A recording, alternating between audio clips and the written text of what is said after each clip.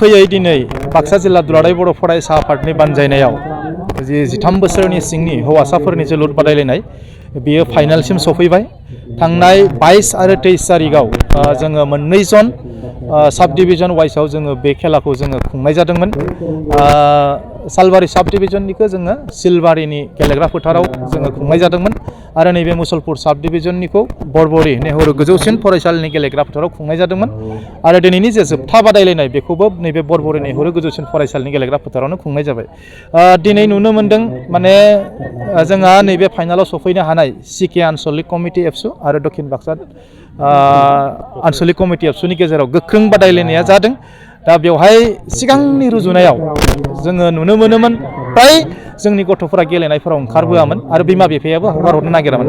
नाथाय आथिखालाव जों नुनो मोन्दों दिनै बिमा बिफा जोंनि गार्जेन आरो जोंनि मेलेमजिबि बिथांमोनाबो दिनै गेलेनायखौ नोजोर बोनानै बा फुटबलखौ गोजौआव लांनो थाखाय साफा साफा गेलेगिरि दिहुननो दुलाराय बर' फरायसा आफादनि थांखिखौ जाफुंहोनो थाखाय दिनै बिथांमोनाबो गावनि गथ'फोरखौ गेलेनो थाखाय दैथायहरनायखौ जों नुनो मोनदों आरो दिनैनि बे फाइनाल कम्पिटिसनाव गोबां माने रिप्रेजेन्टेटिभ जोंनि फोरोंगिरि बा जोंनि समाज सिबियारि माखासे दैदेनगिरि बिथांमोनाबो बाहागो लाफैनानै दिनै बिथांमोनखौ थुलुंगा होफैदों आरो नैबे दिनैनि बे फाइनाल बादायलायनाय नैबे हाबाफारिजों लोब्बा लाखिनानै आङो मोनसे बाथ्राखौ बुंनो नागिरदों।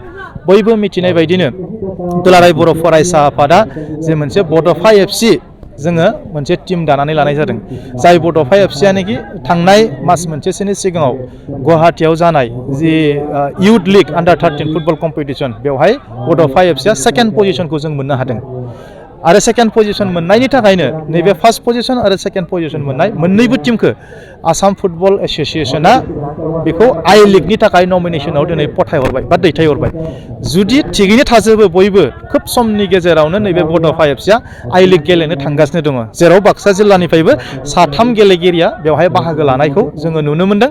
दा ओंखायनो आङो बाक्सा जिल्ला दुलाराय बर' फरायसा आफादनि आफादगिरि जानानै बेखौनो खावलायगोन जोंनि बिमा बिफा जोंनि माने समाज सिबियारि बयबो जाहाथे नैबे उन्दै उन्दै गेलेगिरि बिथांमोनखौ जाहाथे थुलुंगा होयो आरो गेलेनायनि जिखिनि सुबिदा बेखौ बानायनानै होयो आं बेखौनो खावलायबाय आरो गेलेनायनि गेजेरजों देहाया गोग्गो थायो आरो बेजों लोगोसे दिनै फुटबला दिनै जों नुनो मोनदों आन्डार 13 बोसोरनिफ्रायनो दिनै साफा साफा उन्दै उन्दै गेलेगिरिफ्रा दिनै केरियार खालामनो दिनै थांगासिनो दङ।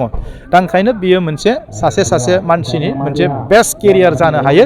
दा बे सुबिदाखौ बयबो लानाया मोजां आरो बेवहाय साफा साफा गेलेगिरि नेसनेल आरो इन्टारनेसनेल लेभेलाव जोङो दैथायहरनो थाखाय बाक्सा जिल्ला दुलाराय बर' फरायसा आफादाबो नाजागासिनो दं।